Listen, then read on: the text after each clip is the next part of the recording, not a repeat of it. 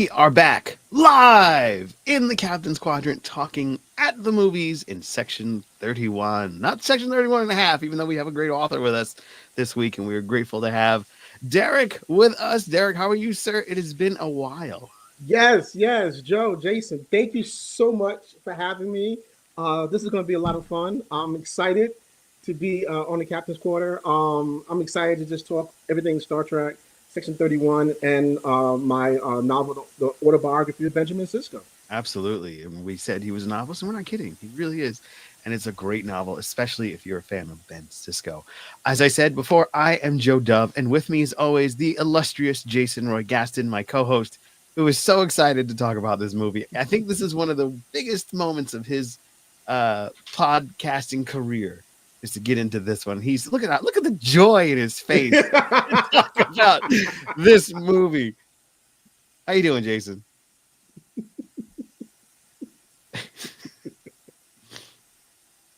Good?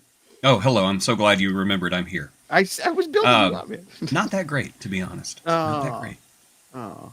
No, I didn't say good. I said not that great. Well, I mean, why don't you ever listen to me? You never listen to me. I listened to you. I said, because not that great is not good. If you were good, then I'd be like, okay, great. We're going to keep rolling. But instead, it was not that great. So, all right. Well, we're here to talk about what you clicked on that thumbnail. I'm going to throw that bad boy back up again.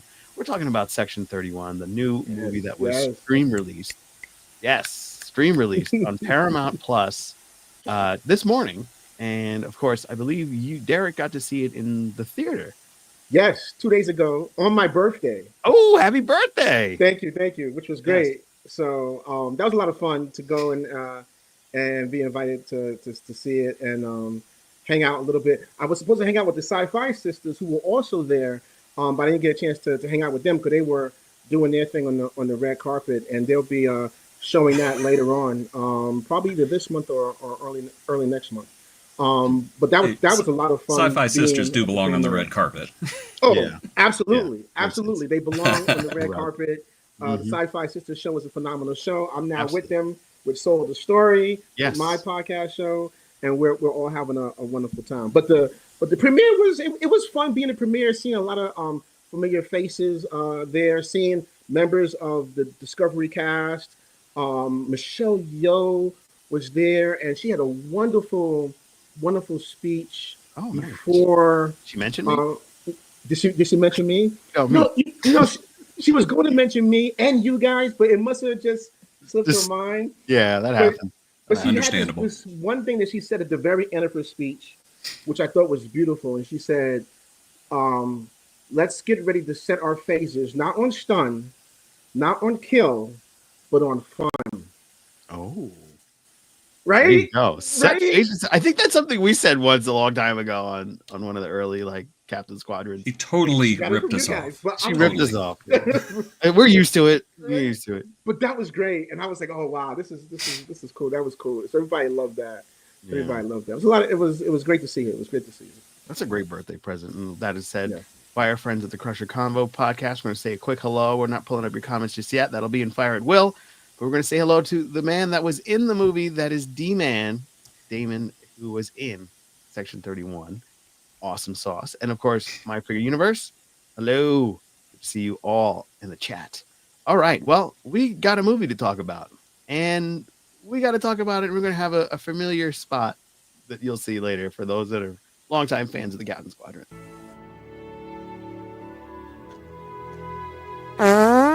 Thanks. All right. Nothing like a little flatulence to get us going. What you just witnessed was the Vulcan writing the script for Star Trek Section 31. Oh, no. That bad, huh? Well, we're going to start with Derek, who we're going to give you your time to give us your just first impression, your first contact with them. Oh, you're going to start with me? Yeah. If it gets no pressure. No pressure. You're your own co-host. Though. All right. I'll say this. As a writer, right? As a writer, and of course, a long fan of Star Trek. I'll say this. I love talking Star Trek. I love criticism, but I think constructive criticism is always the best.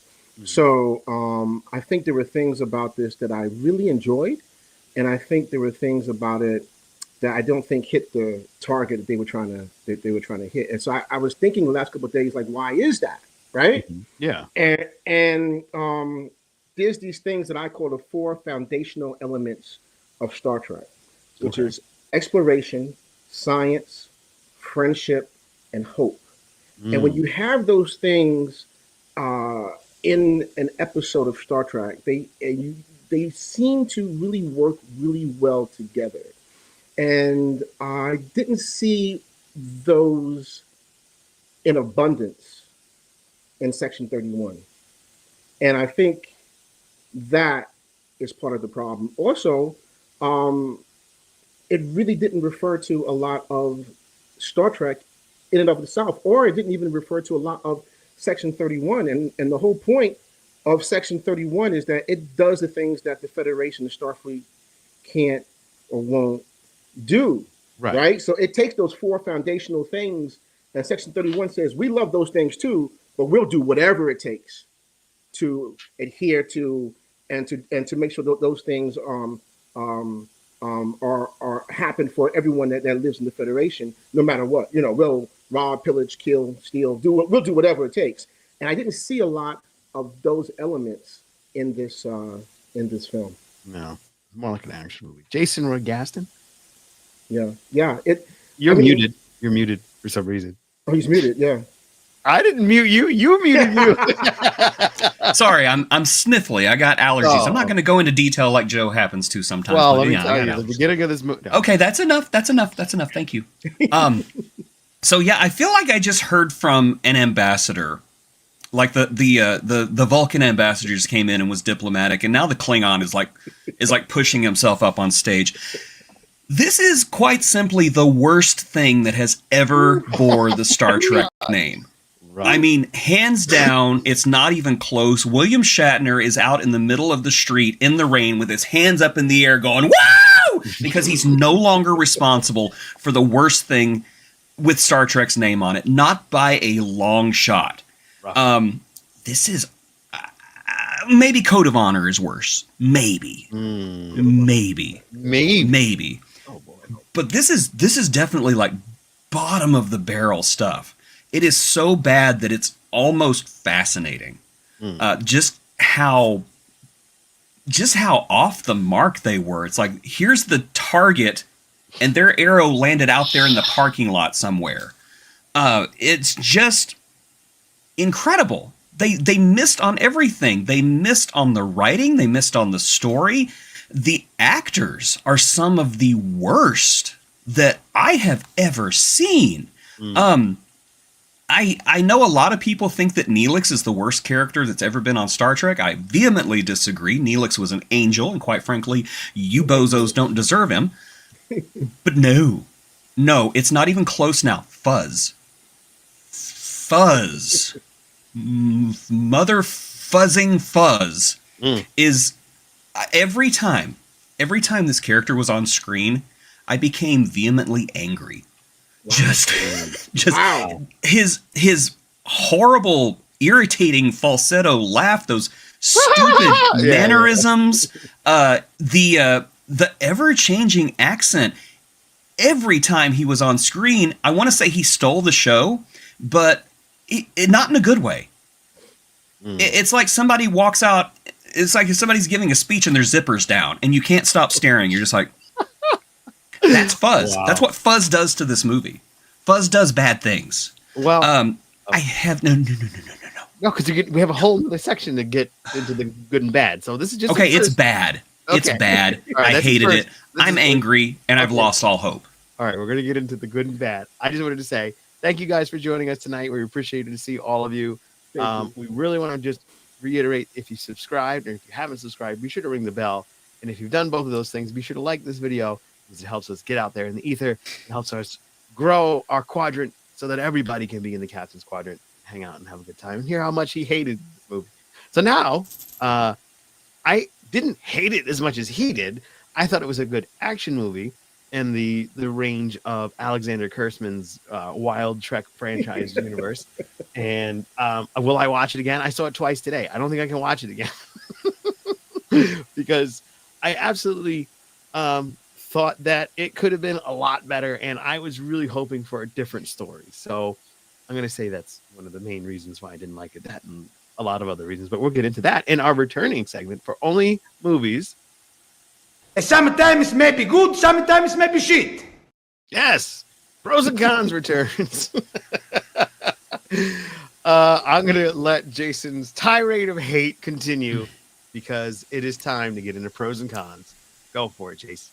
Okay, so I'm going to start out with the pros. Okay. It ended. Okay. Here are the cons. Bad story. Bad actors. Oh. Bad dialogue. Oh my gosh. They were trying to out Suicide Squad the Suicide Squad. Just the most stilted, awkward, corny dialogue among each other. It never sounded natural. Even, okay, Michelle Yeoh is a goddess. All right. She is beautiful. She is talented. She is the entire package. Even she looked like she was over it.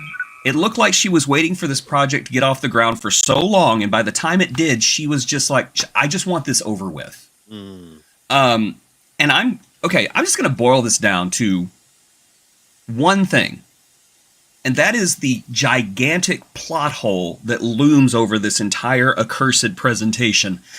And that is, why in the world was this a secret Section 31 mission?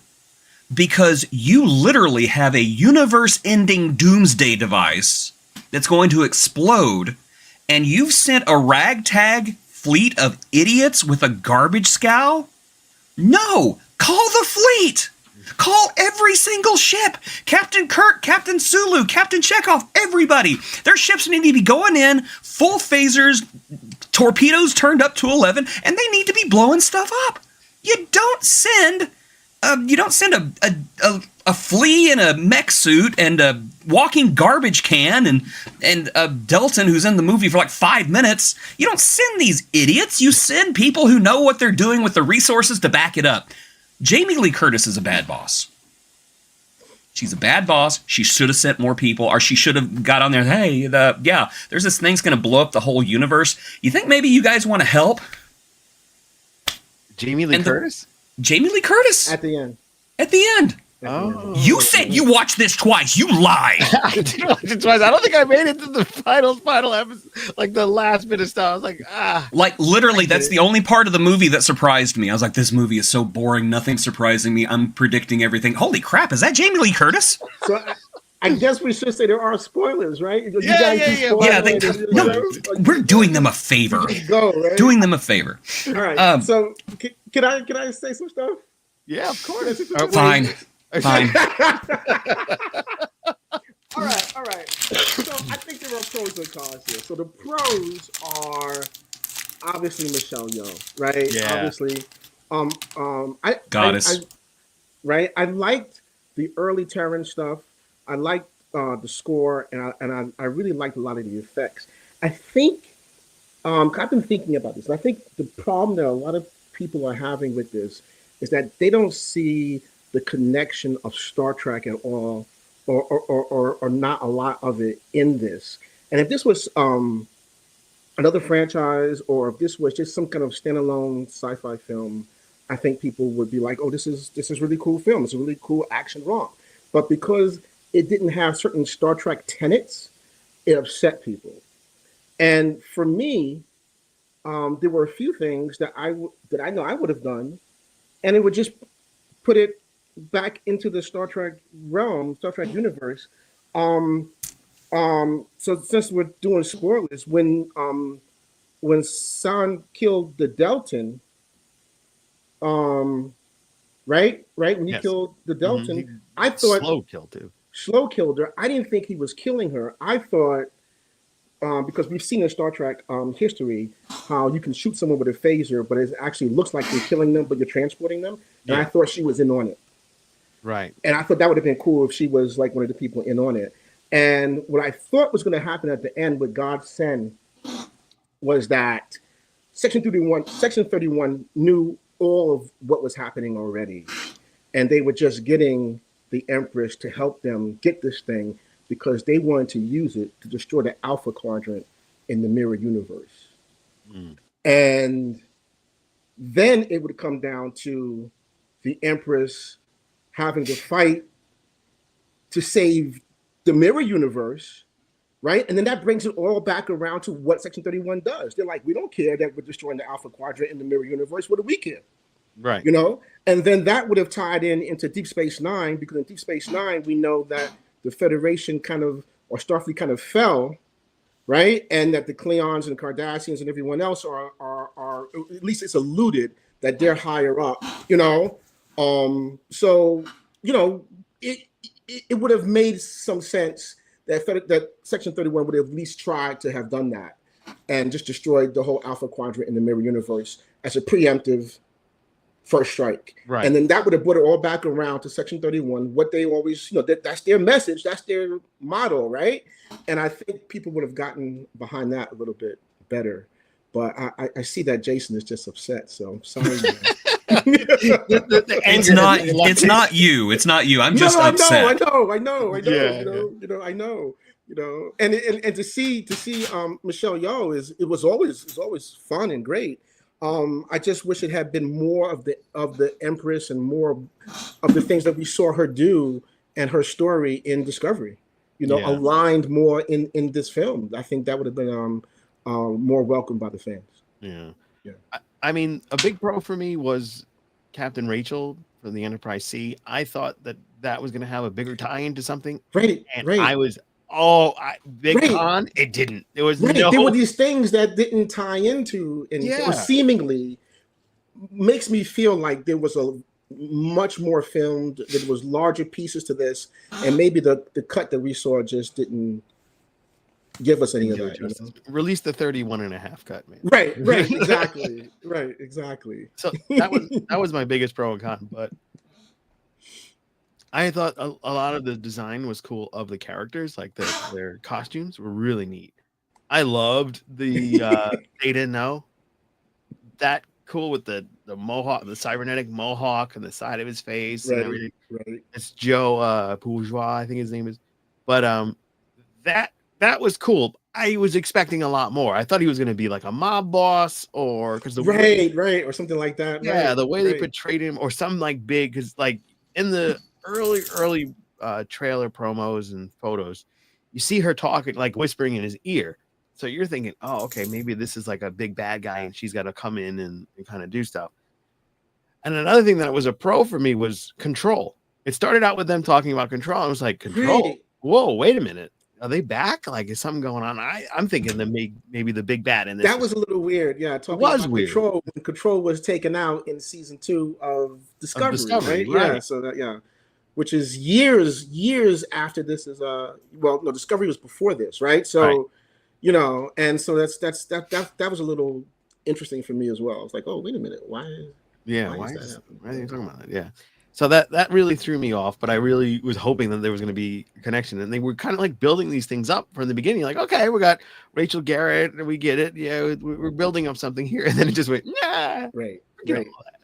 That was the biggest con. I was like, seriously, you're not gonna tie this together at some point, larger universe at all? At all. Right. Nope. Yeah. Forget it. Yeah. No, this is gonna be a revenge movie, and her lover is getting revenge. It's like, listen, you're the Empress, but did you have to burn my face? Like with the sword? With the sword? Yeah, that she harsh. Did. That was harsh. that was establishing dominance right there. Seriously. That was wild to me. I was like, wow, where did it go? I did see a lot of it unraveling. It was kind of predictable. It kind of bothered me to have such being so predictable. I thought that was a huge con, because like I would have thrown stuff in there just to throw people off. I'm like, yeah, you might think it's this guy, and then all of a sudden it was like, remember that person in the bar? It was the singer with the really poofy gloves. Right. Like I would have done something super random just to be like, I didn't see that coming. You know what I mean? It was so weird that they didn't even bother. They were just like, nah, it's who you suspect. So I think it being very telegraphed was just a disservice. It wasn't really Chekhov's gun. It was Chekhov's nuclear weapon. Just basically, there's a mysterious guy. It's Son. That's the guy from the beginning of the movie. It's him. Yeah. Oh, there's a mole. Yeah, it's him. Yeah, it's that guy. Yeah.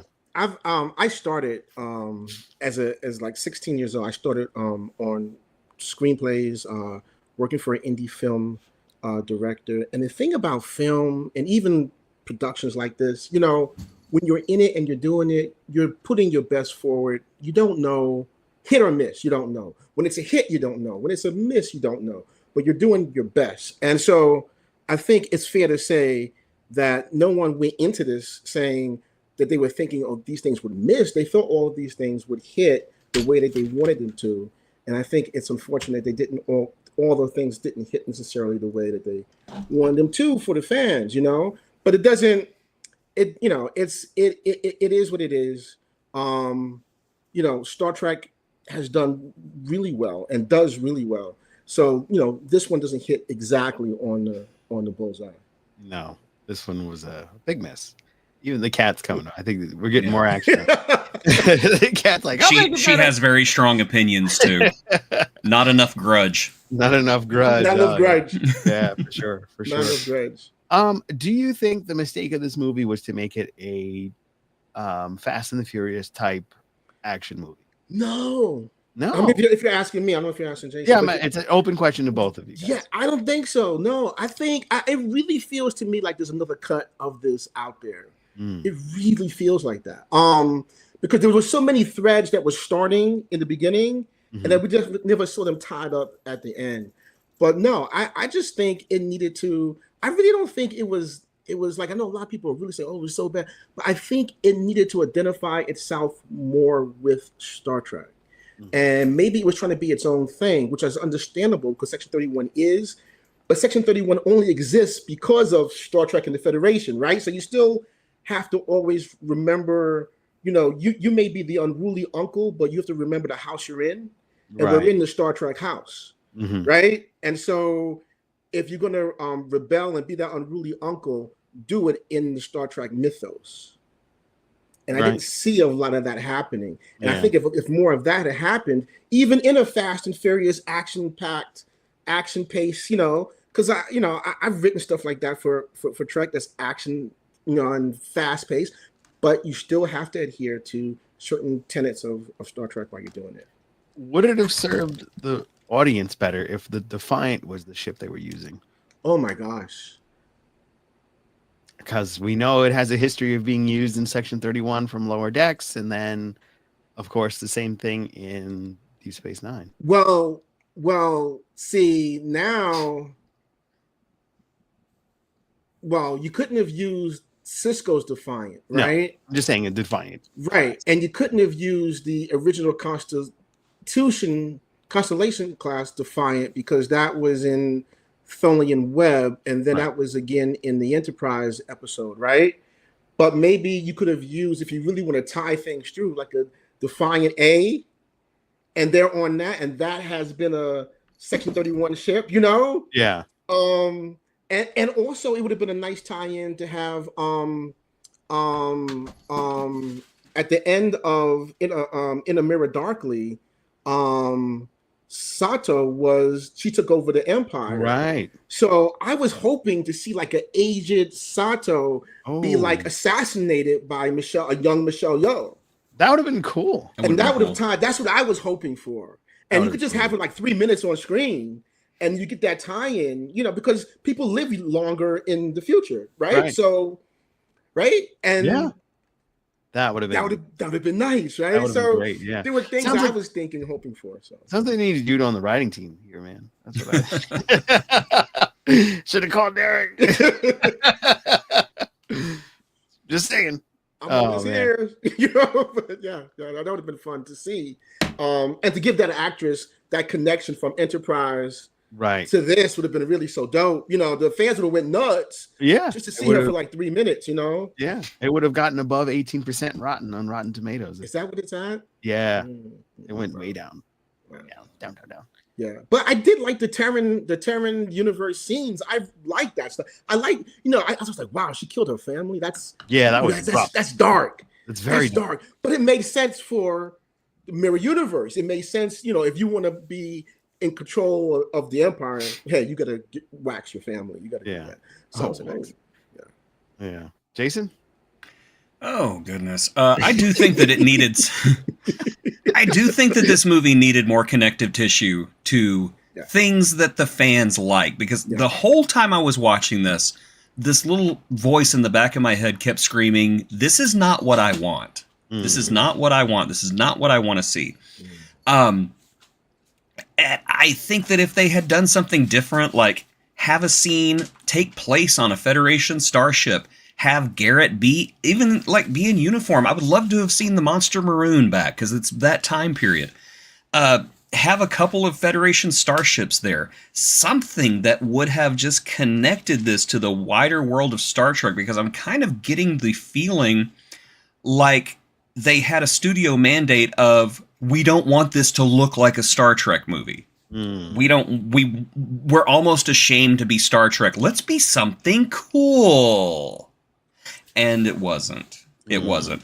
But yeah, that's the thing with this, is that fans like legacy. We like that. I would have loved, whenever you were saying, make it the Defiant A or something like that. I was thinking, why not make it the I can't remember what it's called. The starship that Savick was captaining. Robin Curtis is still out there. She would be about the right age at this point. The Titan. Make it the Titan. Why not? Have Garrett be a member of Savick's crew. Have Savick be the one that tells them what's going on and why the Federation can't get involved for some reason. I just think having that framing device would have been amazing.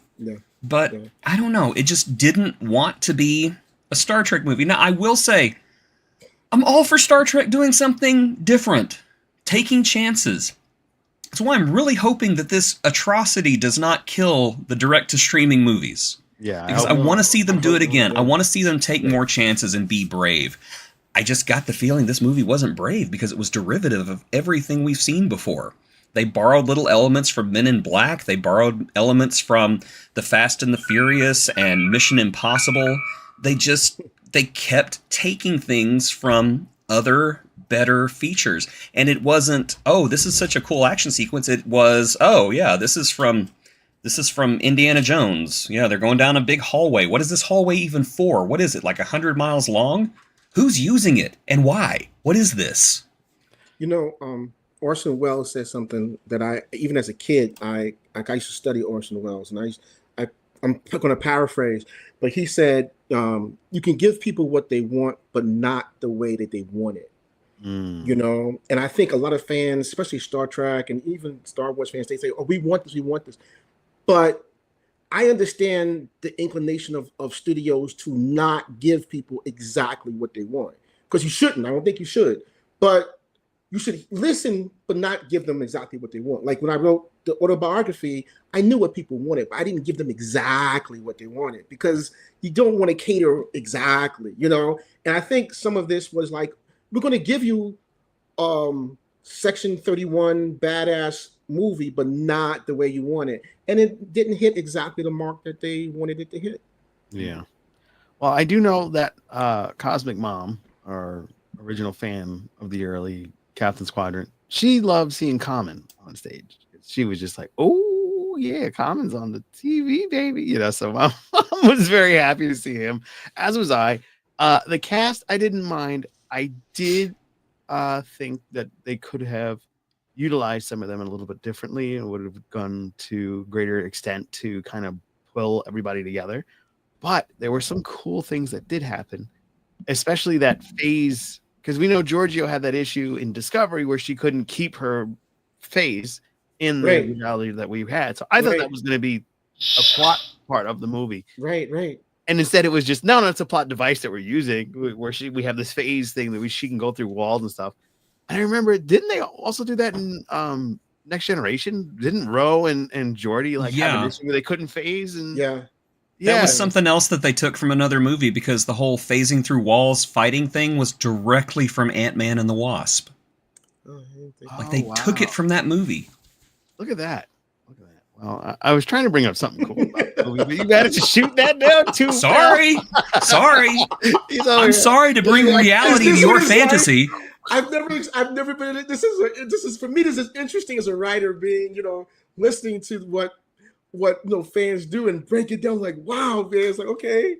What petty little jerkwads! Wow, this is fascinating. I'm gonna put that in my Could you please continue with the petty bickering? Yeah. So, the other interesting thing, anybody else think that the one character was Borg survivor or some type of? Oh, right, yeah. The walking can opener, the walking dumb can opener. Yeah. No, he was Thor. He was Thor. He was Thor. Yeah. No, he was Thor. That was the character. It was basically, hey, we want Thor in our movie. Make this character Thor. Wow. Not any of the powers. We just want the personality from Thor Ragnarok. Oh. Well, how about a cyborg with an Aussie accent? Perfect. Let's do that. Could have been our buddy VHS Jace. Could have been. Could have been. Of course, VHS Jace would have gotten out there in that suit and read the script and goes, this is bullshit, and left. This is dumb. Yeah. All right. Well, we're going to fire at Will. We're going to hear more from Derek about Derek and everything Derek's up to. And we're going to say hi to everybody hanging out in the chat. We've got a lot of comments, so I'm very excited about that. Awesome. Let's go. Fire on that Will. Fire at Will.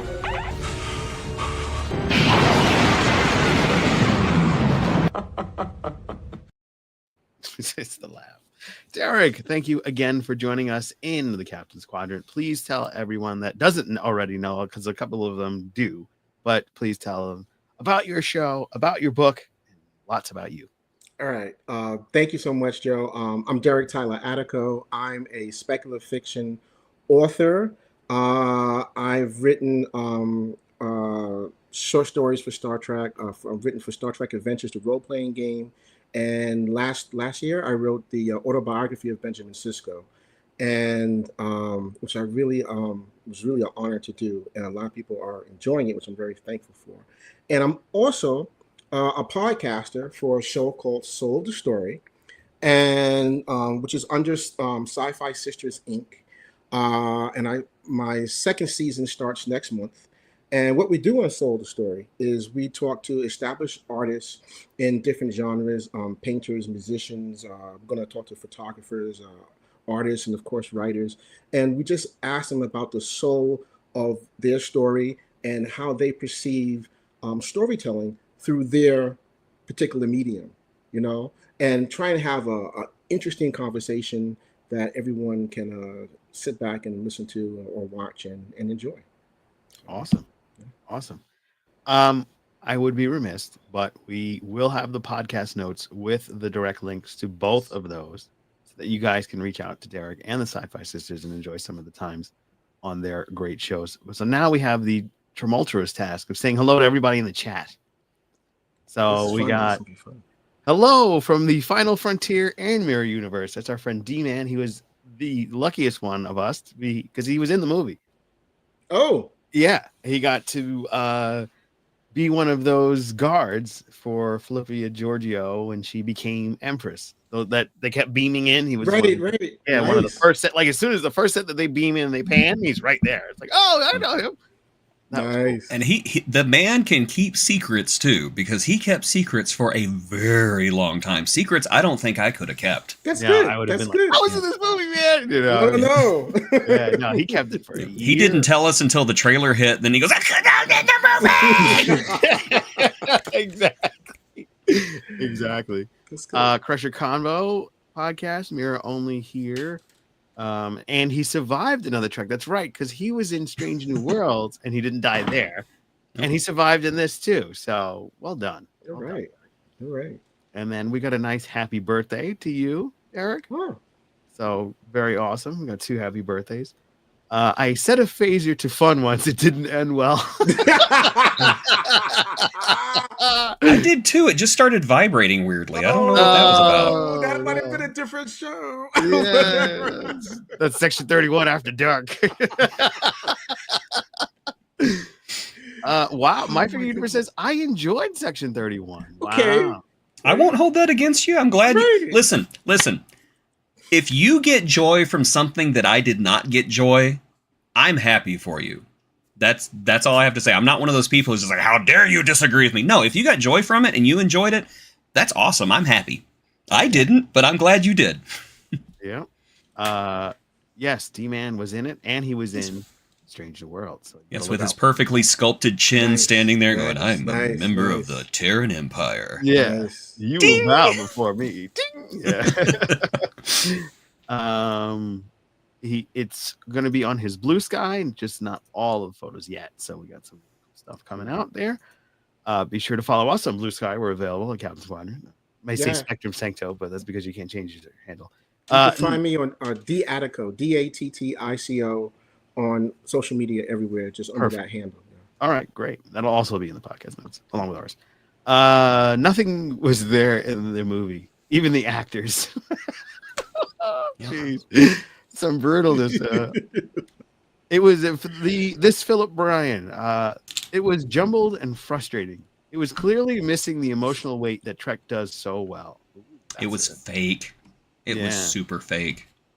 Yes. Oh my God. In my defense, there are a lot of guards. He's the one. He's the one with the perfect chin. Yes. Yeah. Just look for him. Yeah. Now I have to go back and look for you, D-Man. Yeah. You got to go watch it. You got to watch it again. I got to watch it again. Yeah. There you go. You can skip to the scene. It's fine. When Star Trek V came out, a lot of people were like, "Oh, Shatner destroyed it." I watched Star Trek V now. I'm like, you know what? This film has merit. This film has really good parts of it. So, we'll all take a breath, and you don't know what we'll be saying. Yeah, that's true. The time does change. Time changes things. and right now, Nemesis is no longer the worst of the list. Right? I mean, time changes things. So. I love Nemesis. Up to the hill I'm going to die on. I absolutely love that movie. This is a group of people that met each other for them to have a report like you would expect from another Trek franchise. It required time. So that makes me question: was this originally supposed to be a show, and then they just couldn't afford to keep Michelle? It was a reworked pilot, and you can tell. I think that's why it seems like there's so many balls in the air at the end, because they were expecting a TV show later. And honestly, they should have revised it better. Quite honestly, I'm gonna catch hate for this. Philippa should have died at the end. Oh, when the ship blowed up, that should have been the end. That should have been it. Bringing her back like almost immediately was so cheap. So cheap. Did not like it. Wow. Or have her go back to the mirror universe, right? Oh. Yeah. Just do something. Yeah. Because I don't think she wants to be there now. Yeah, it sucks. So now have her back someplace where she doesn't want to be. I thought we were talking about Michelle Yeoh. And no. No, Philippa go back. Philippa, have her be back in the mirror universe because she's changed now, right? Yeah. So now have her back in the mirror universe and trying to get back to Prime. That would be interesting too. I mean, there's a lot of ways to it could, but I do feel like there's a cut out there because I really feel like it was meant to be one thing and then it was cut to become something else. So that's not that's unfortunate. I agree. Quite honestly, you actually just reminded me of something else about this movie that bothers me, and I do think that this film was this is a serious criticism. I think that this film did a huge disservice to Philippa Georgiou because all throughout Discovery we had this wonderful character arc of her redemption. And all up until that last episode where she went through the Guardian of Forever to go back in time, you just had a feeling you were watching a different person go back there, and she was going to do really good in the universe. And what do we see whenever we see her again? It's the same person. No change. No change. Okay. Basically, it's like season 1, Terran Emperor Georgiou. And she's eating an eyeball, for goodness sake. I've changed. Yeah, no, you haven't. No, you haven't. The only time that they even talk about her changing is whenever Philippa Georgiou goes, no, you don't understand. I've changed. I've changed. And Garrett walks in. Hey, what you doing in here? Get out of here before I stab you in the face with my stiletto heel. Yeah, it was such a disservice to her character. Well, her character did say at one point, hey, it's tough to be a dictator until you get a conscience. So that was her line. Yeah, remember that made up for all the other times whenever she wasn't changed at all. And, she created the godsend, which is kind of like dope because that's like definitely something that old Philippa would have done, right? Something like that. And the fact that she's trying to retrieve this thing and destroy it, that says a lot. But we could have probably used some more dialogue, to bring that to the forefront. That whole bit, whenever they said, yes, it's called the God's End. What? God's End or God's End? All of that was basically like amateur Guardians of the Galaxy dialogue. Yeah. Like, that's another huge influence on this movie, is they wanted their own Guardians of the Galaxy. Mm. D-Man said earlier, maybe I wasn't only a guard, so we might see him. Somebody else. We're going to pull him in. We're going to get you back, D-Man. We got to get you back on. You were the singer, weren't you? Oh, thought that chin looked familiar. My Figure Universe says, I disagree. Code of Honor is by far worse than anything. I'm gonna agree. Code of Honor is rancid. That's a pretty rancid. One. Yeah, that's a pretty bad one. Crusher said, now I'm gonna go rewatch instead of Where's Waldo? It's Detective. My eyes have gotten so bad I can't pick people out of a crowd anymore. So I just need to break down and go get glasses. Yeah, I need to wear my glasses. I think somebody had mentioned it or later on, but I was playing a video game. This is random, but and I couldn't see this press this button to do whatever, and I'm like, what button? I had to pull out my phone and zoom. It's time. It's time, Joe. It's time. I was like, I really need to wear my glasses. And I just bought a new cleaner, so you figure. Anyway, I have to read comments, and sometimes I'm like, and I'm all anyway. I think you and I were watching two different films. I wish I was watching a different film. Exactly, My Figure Universe. Call of Honor will always be the worst. I didn't think it was that bad. Jeez. I think the actors did a great job from Crusher Combo. I just think the story was where it should be. Yeah, I don't think it was the actors. I think the actors did a good job for, what they had. There was one cheesy line that Michelle gave, was like, you're not supposed to die, or I order you not to die, or something like that. It was just like, okay, that's yeah. But that's when she was anyway. I have a feeling I'm going to be one of those people that defends this film for years to come. All right, it'll be you, me, and Nemesis. D-Man says it was an honor to be back in Star Trek again. And then My Figure Universe says, I think this movie will eventually be a cult classic. Right. Look at terrible films like Toxic Avenger. That movie was god awful, but yet it's still a classic and everyone loves it. Okay. That Phil O'Brien. Suicide Squad was a Suicide Squad of a bad Charlie's Angels and Warlords. Oh man, I guess we're mixing this. No, I get it. Yeah. Man, I believe that would make Jamie Lee Curtis Charlie. It's like, good morning, Angels. Good morning, Charlie. Now get out of that box before I stab you in the face. I believe this is more of a homage towards Ocean's 11. More like Ocean's 13, but okay. Yeah. I gotta put this next comment up from My Figure Universe. I can see a good bit of Charlie's Angels, Suicide Squad, and The Fifth Element. That's a great reference to bring up Fifth Element. Oh my God, it was The Fifth Element too. Yeah, I thought Fifth Element the whole time. That was just taking stuff from better movies.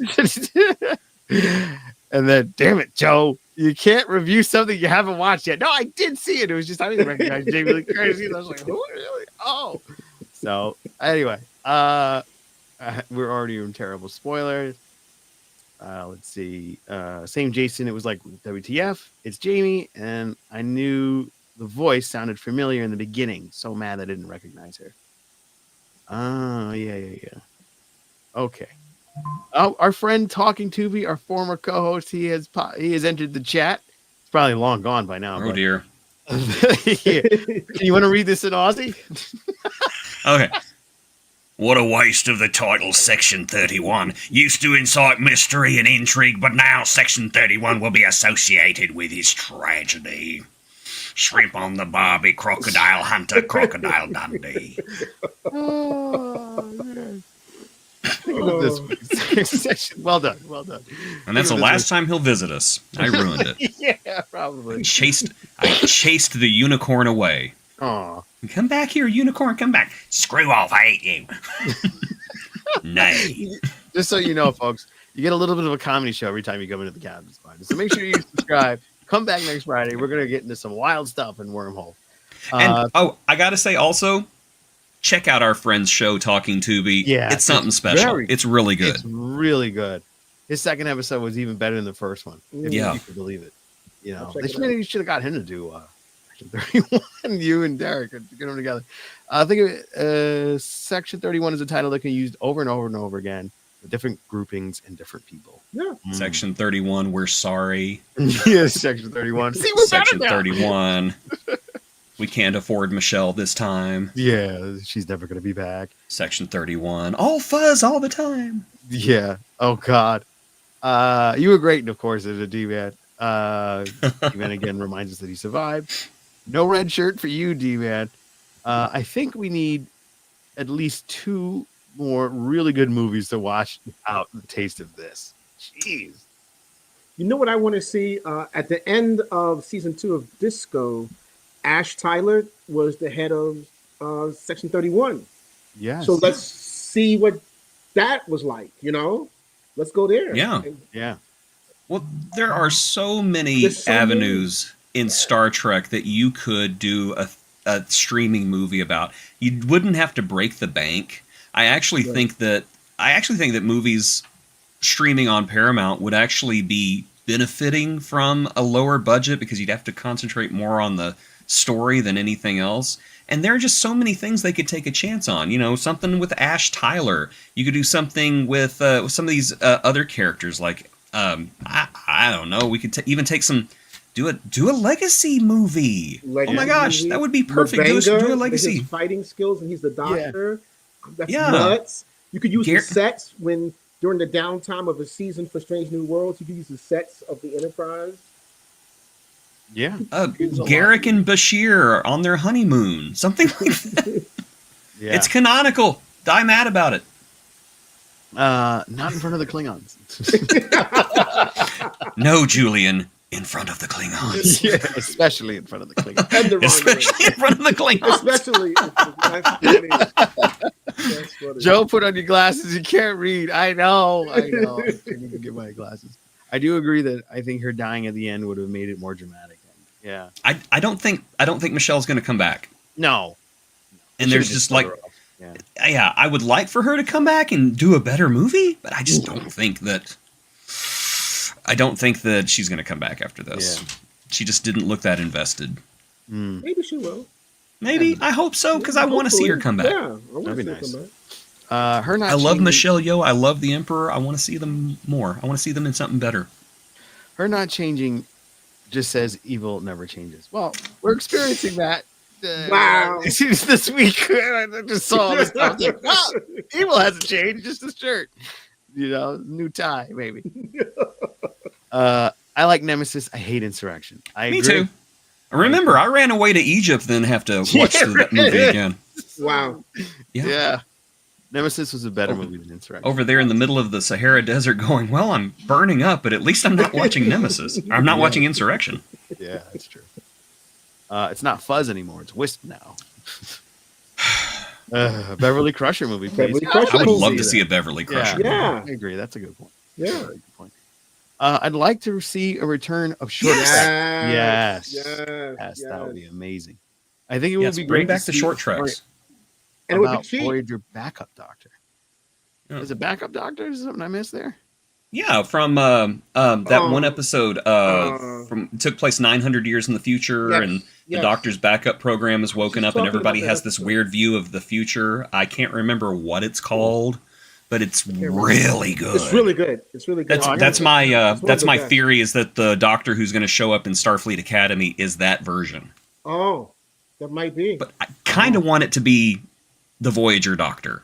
I want it to be that guy. I want my old friend back, and I'm so happy he's coming back. Right. Yeah, I was really good. Crusher Short Treks, easily. Yeah. Living Witness. That's it. I love that episode. Wow. All right, so now I got to go back and find Voyager's best episodes were the ones that were like adjacent, like Living Witness, and there was the one about the dinosaurs. I loved that one. That's one of my favorite ones because it's like 20 minutes before you even see anyone of Voyager. That's what I loved about that episode. Me too. Great episode. Yeah. Interesting. Distant Origin. That's it. Distant Origin. Yeah. Thank you. Oh wow. Well, that is going to wrap it up for our dive into the comments. Thank you, everybody. That was fun. In the fun of Captain Squadron tonight. Yeah, that was fun. And that's going to wrap up our show. We have watched a movie and we have We talked certainly about have. We have watched a movie. And we have watched a movie. And I'm very grateful to everybody that made the time to come and say hello and comment, be a part of the show. It really means a lot. And Derek, again, thank you a million times for hanging out with us. Thank you for having me. This was a lot of fun. Be sure to check out the links below in the podcast notes where you can find Derek, his book, and his new show that's coming out for its second season. Next season. Yeah, next book month, 2. right? Oh, yep. Second season. Yep. We may have some guests from Star Trek on the show. Maybe. Yeah. So check it out. We'll be there. Yeah. We'll be there. We'll do the same. We'll have some more guests. If you wouldn't mind, please go back and check out our amazing interview with the Star Wars elite, Mr. David Barclay. This was a great foray into the amazing world of animatronics. It was a great interview. We got into his world, talking about him working on the largest animatronic figure at the time. That's Jabba the Hutt. He actually not only was Jabba the Hutt, but he was also the voice for the actors to play off of Jabba the Hutt. Nice. During the filming of that. And so that is available out now. You can listen to it on your downloaded podcast streaming services or right here on YouTube. Check out our video section. So until next time, keep your secrets safe. But don't go into another universe. Thanks again, everybody. Take care. Take care, everybody. Bye. Live long and prosper. Live long and prosper.